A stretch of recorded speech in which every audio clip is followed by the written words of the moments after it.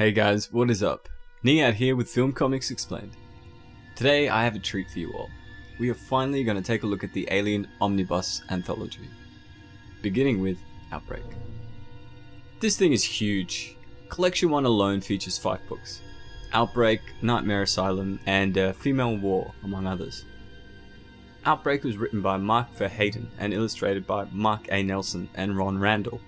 Now the events in Outbreak are set 10 years after the movie Aliens. Ripley's fate is not revealed to the reader in Outbreak, but we will see her make an appearance down the track. The story focuses on the other two survivors, Hicks and Newt. They have both been struggling with the aftermath of their encounter with the Xenomorphs. Newt is in a mental institution, suffering from horrible, reoccurring nightmares. Her lack of recovery is leading the doctors to resort to turning her into a vegetative state to ease the pain. Hicks is badly scarred and is feared by his fellow Marines, who suspect he is contaminated with an alien. Hicks has never gotten over the annihilation of his squad, and agrees to a covert mission to travel to the alien homeworld to recover some eggs and destroy the hive. There are multiple storylines, including the emergence of a cult that believes the Xenomorphs are a symbol of God's spiritual rebirth. The first 3 stories form the continuation of the 2 Alien films that have been released by the time they were published. Those are the stories we're going to look at. However, in 1992, we saw the release of Alien 3, which contradicted the events of these comics, by beginning with the deaths of Newt and Corporal Hicks, which I thought really sucked.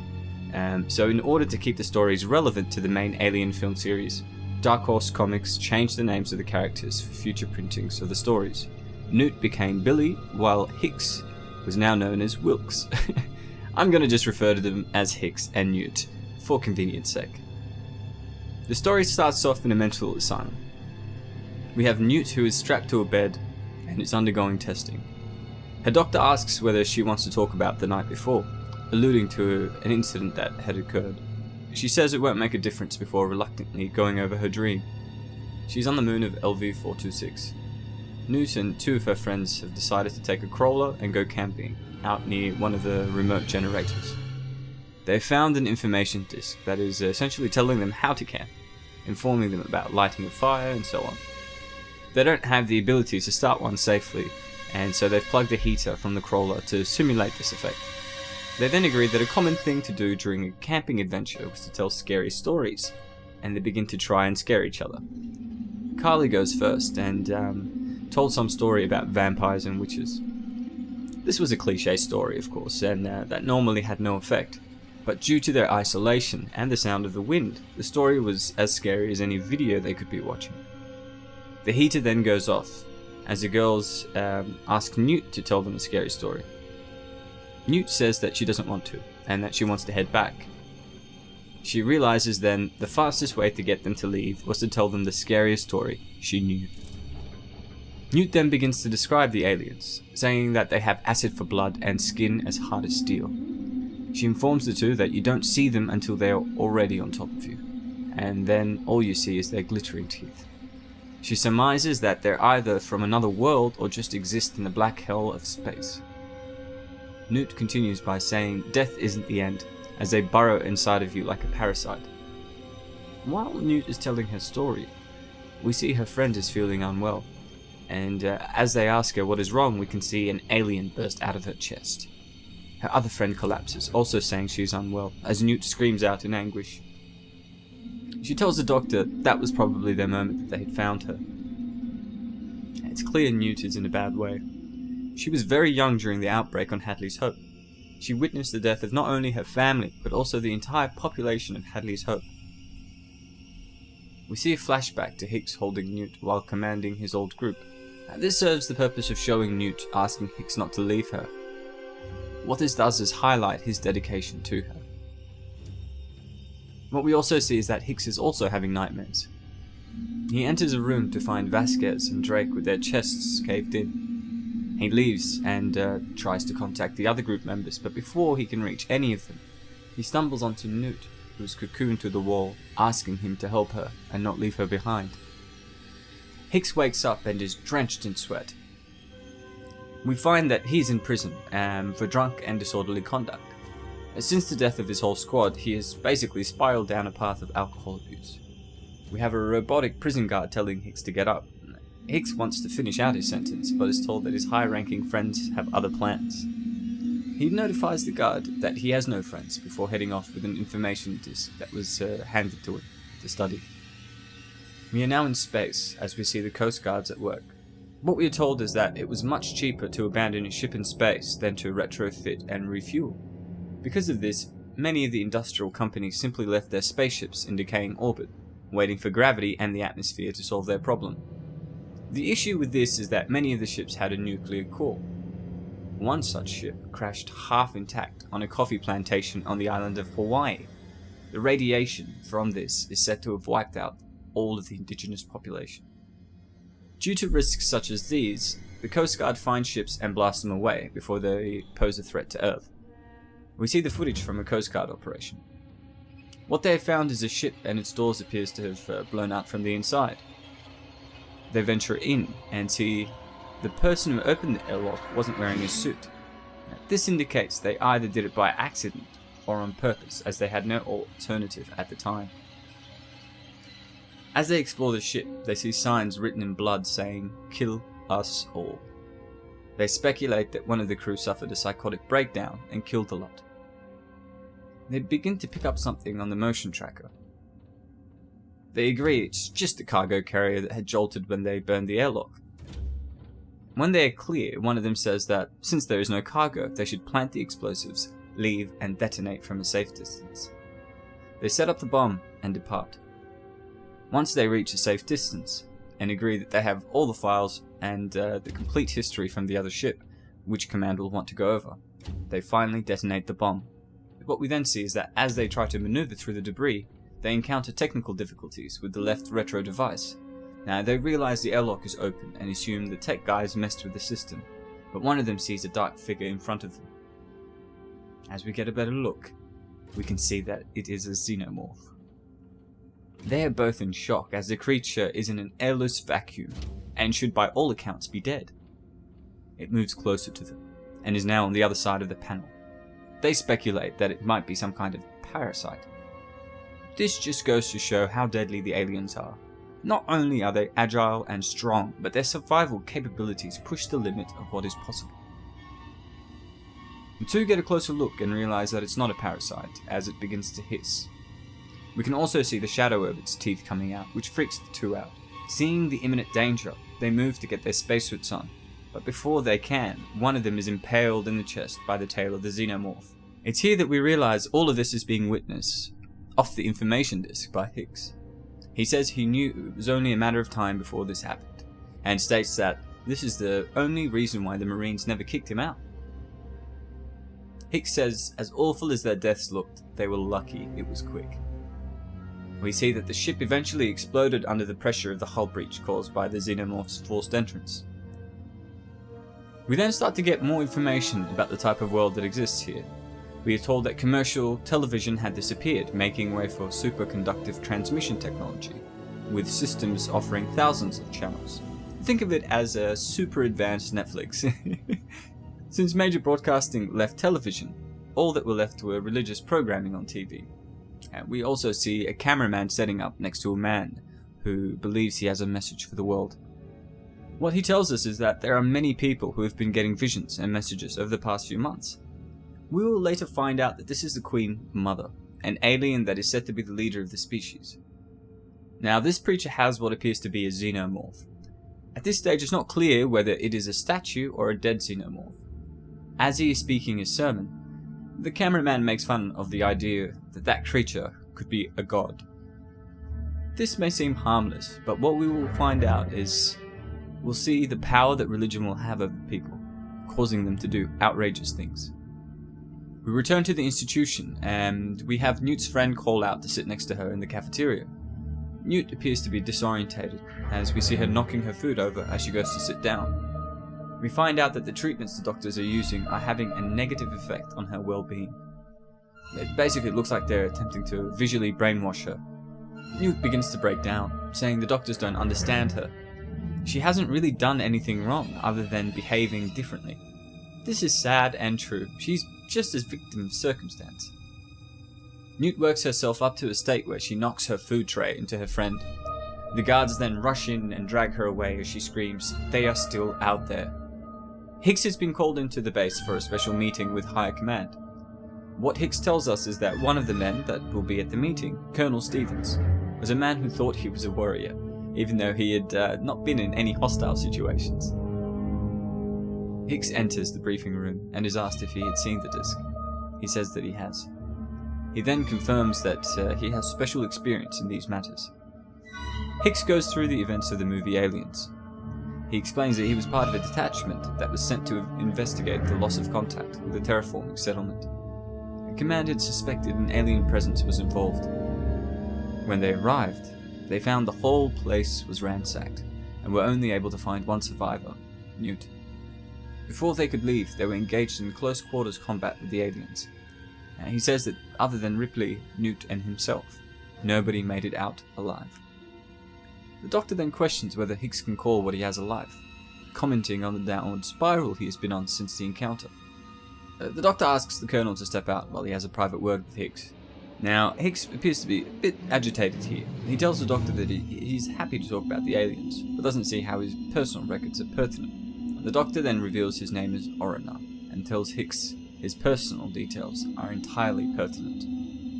Orina goes through the severe burns caused to his face due to acid blood, and informs us that during the events that Hicks was in quarantine, Hicks didn't receive a single visitor.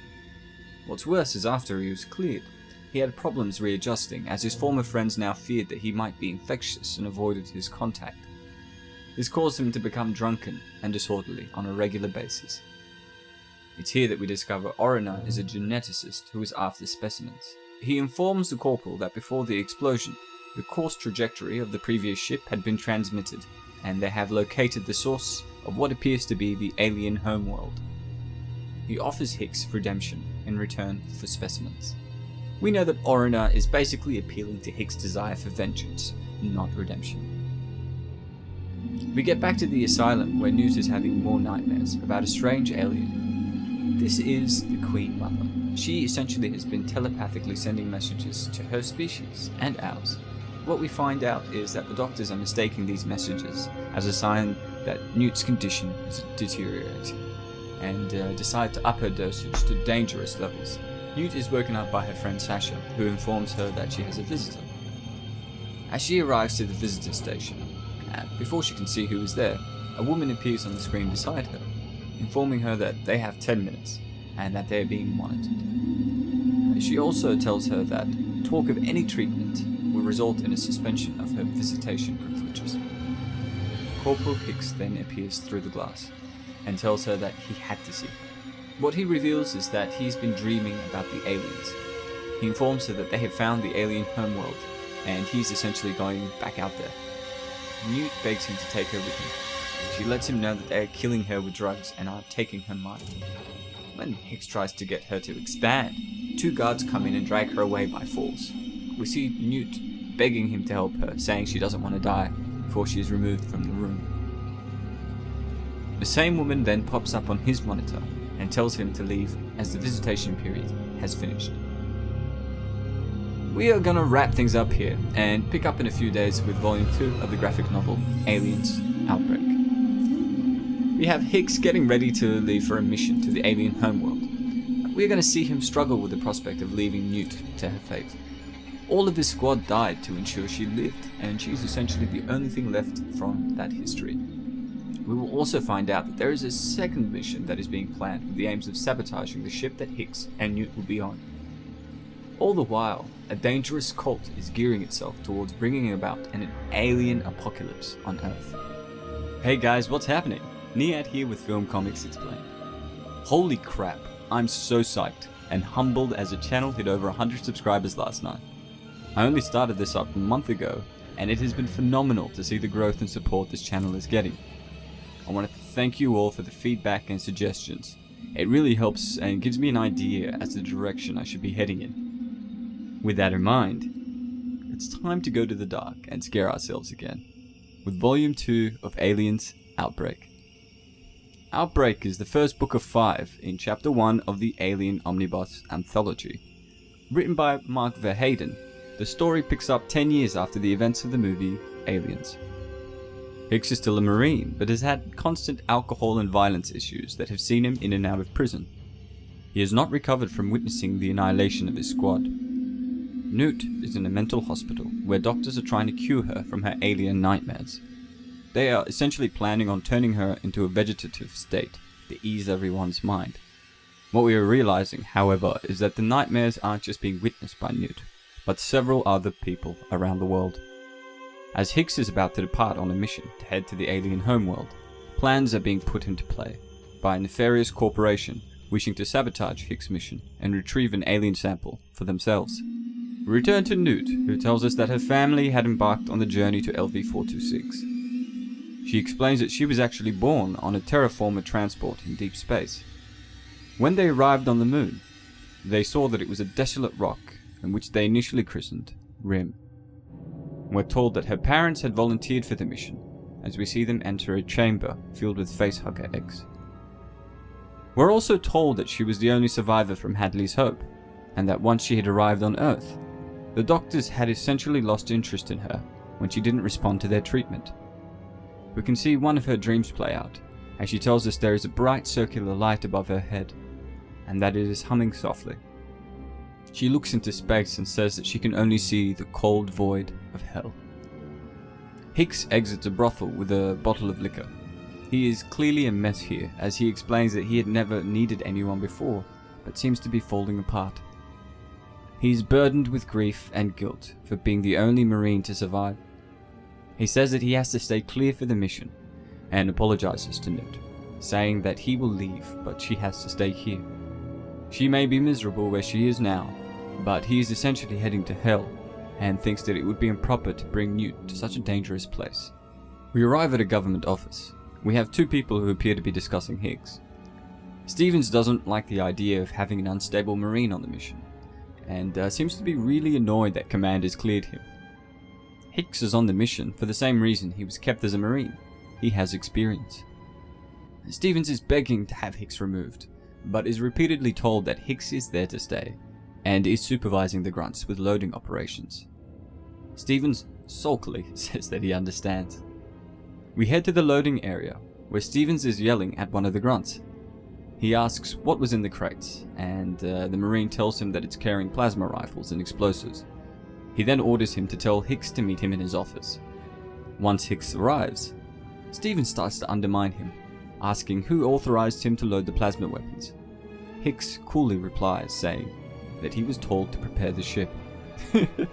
Stevens is essentially lecturing him about how unstable plasma weapons were, and suggests that his past experience is clouding his judgment. That is a very stupid thing to do and say just to get the upper hand in a conversation. Seriously. Hicks tells him that the first time they face off with them, they will wish they had something stronger. He is told to take them off and is excused. We know from the movie Aliens that the Marines were wiped out within minutes after their high-powered weapons had been taken from them. We can see two men playing some sort of vintage squash game against each other while talking business. What they tell us is that the government is putting together a secret operation to grab alien life forms for themselves. They both agree that they can't have that, as aliens are the next step in competitive biological weaponry. They explain that they already have interest from a few countries, including Canada, Japan, and Ireland. We're also informed that there is one man, Massey, who is being groomed for the mission to sabotage Hicks' ship. It is explained that he was a Harvard graduate who also studied at Cornell. He essentially could have worked for any of the big companies, but decided to enlist for the Marines instead. He was awarded the Silver Star for bravery, had a couple of 100 confirmed kills, and more decorations than a Christmas tree, before he was court-martialed. It is explained that he tried to kill his commanding officer for not allowing him to attack the civilian encampment. He is basically an intelligent psycho. This company had paid off the military tribunal to ensure that they could use him. We return to Newt, who is having another nightmare about the Queen Mother. She says although her mother is dead, her true mother is part of her. She can feel her filling her lungs and stomach. She tells us that her teeth glitters like the stars, and that she was impossibly beautiful. Newt says that the Queen Mother loves her more than anyone else ever could. The illustrations here are disgustingly marvelous. We return to the Marines who are being trained by Hicks. During the training exercises, we can see two of them pinned down and receiving heavy fire from a bunker. One of them suggests the idea of running behind it and blasting the service port. He makes a break for it and disables the bunker. His friend gets out of cover and starts to celebrate prematurely, saying, "Dead on, buddy." He is immediately shot in the chest by Hicks, who has exited the bunker, and says, "Yeah, dead on, buddy." The grunt is in shock and surprised to see Hicks standing over him. Now, Hicks tells him to get up before the mud short-circuits his suit. This may seem cruel, but he is responsible for the lives of these men, and is essentially trying to teach them how to survive. He explains that Beulah and Easley were stupid, as you should never assume anything in battle. He tells them that due to Beulah's death, they were going to do the course all day till some of what he says sinks in. The group look at Beulah and complain, "My soccer coach would do the same freaking thing, make everybody do push-ups and sit-ups for one person's mistake." You know, in his mind, he thinks that it's going to make you less likely to do it next time. Which he was right, but he was still a dick. We see that Hicks is impressed with the unit he is commanding. He may never say that to their face, as he wouldn't want them to get cocky or complacent, but he tells us that they are working well as a team. This has started to remind him of his team that were wiped out on Hadley's Hope. He immediately snaps himself out of it, and tells us that this wasn't about duty, honor, or loyalty, and that it was for him and no one else. We return to the hospital where Newt is being escorted to a room with two doctors by a security officer. Once she is seated, they inform her that after discussing her problem at length, the doctors feel that surgery is the only option. They tell her that since she was a minor with no next of kin, they did not need permission to go ahead, but thought it was important to tell her why. Newt is begging here, saying that she will be good and that she aims to try harder. They explain that they have no choice but to burn her brain tissue in specific areas to make sure she doesn't feel anything ever again. We can see that Hicks has accessed the hospital records and discovered their plan. He says that less than 12 hours before liftoff, he had told Stevens he had last-minute business to take care of. He tells us that accessing the hospital mainframe was a mistake, as after seeing what they were going to do, there was only ever going to be one course of action. We see Hicks enter the reception area. A guard tells him he needs to pass a retinal scan, but Hicks simply karate chops him before bursting through a door. After he breaks through the first door, he grabs one of the nurses as she attempts to call security. He tells her to look at his face, and that it was scary, before asking for Newt's location. We see a security guard sneak up behind him, but Hicks is a deadly killing machine. He takes him out with ease before explaining his motivations to us. I mean, of course, he cares for Newt. He loves her. But he also tells us that his squad had faced hell to save this girl, and now they wanted to destroy her. Newt is the only thing left of his group, and he can't afford to let that go. He bursts into her room as he tells her they're going for a ride. He picks Newt up and tells her that she looks like crap. She says, "Look who's talking," as he devises a plan to get out. He tells us her room is on the 40th floor, and that the ground exits would be swarming with security by now. We see him playing with the power cables, before picking Newt up and running off to avoid the bullets. He then tells Newt to hold tight. We witness the wall blow out from the force of the explosion. Hicks had borrowed a high-rise fire rescue ship from the fire brigade to make their exit. He explains that by the time they trace it back to him, he will essentially be long gone. He then continues by saying that one of the joys of doing a suicide mission is that reprimands and court-martials lose their sting. He flips the remote on as we see them burst off at Mark II. Hicks smuggles Newt past a Marine at the front of the ship. The Marine asks him if something is wrong, and Hicks replies that yes, and that the Dodgers were still in LA. He straps Newt into a hypersleep chamber, as he explains Marines are just like people, in that sometimes they do things, not because it's right or wrong, but because they must. Newt asks him if they are really going back, as he closes the hatch. We can see that the whole unit has been strapped in. As they take off, Hicks tells us that Stevens was going to be trouble, as removing those weapons to teach him a lesson was stupid. Regardless of this, he still feels sorry for Stevens and the other grunts, as he feels he's dragging them off into his war. We see the ship take off, as Hicks tells us he no longer had any doubts and that nothing was going to stop him. We get back to the two men in the shady corporation, Bionational, who were trying to sabotage the government mission. They inform us that they had a last-minute issue with their number one man, Massey. Apparently, one of the communications people had sent Massey some classified mail that his son and wife had found. They are both horrified by what they see. What we then witness is the mother comforting her son. Massey walks in. She had confronted him about what she saw, and he essentially killed his wife of 6 years and their son. He took the pain to make it look like a robbery too, as we see the police comforting him. We are told that under the circumstances, the company thought that he performed admirably and cleared him for the mission. They ask what it would feel like to be a sociopath, and speculate that it would probably be liberating. We see the government vessel Benedict take off, but also see that Bionational have sent their own ship, the KO-14, in pursuit of it. We are told that the government is seeking to retrieve the specimens of alien life forms for its weapons development program. We are told that the KO-14 has two mission parameters. The first is to follow the Benedict to the alien homeworld and gather biological data on the life form. The second is to inhibit the Benedict's crew from retrieving a viable test subject. It is explained that Captain Massey has been given carte blanche towards this end. Carte blanche is a French phrase meaning unlimited discretionary power to act and unrestricted authority. We will come to find out how much of a mistake this was down the track.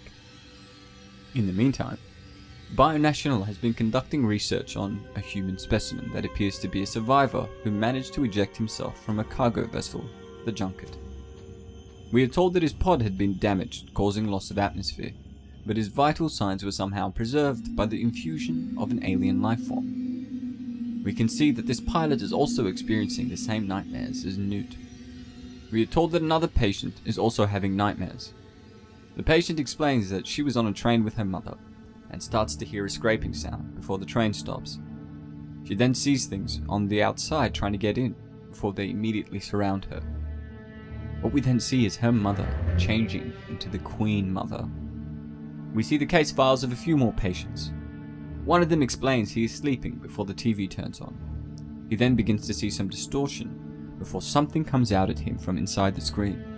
All of their dreams start off the same way, in that they are remembering a memory from their past, but each of their dreams quickly turn dark as the Queen Mother begins to make her presence known. We are told that there are dozens of patients that seem to be exhibiting the same nightmares. The descriptions of the creatures also seem to be consistent. Their experts have surmised that there are different modes of communication for the aliens, suggesting that they have some sort of telepathy. They are trying to figure out why the aliens are communicating to them.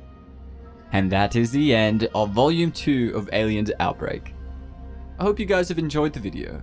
Let me know what you think in the comments section. If you have, don't forget to hit like and to subscribe to stay up to date on all my content. I'm Niyat with Film Comics Explained. Thanks for stopping by.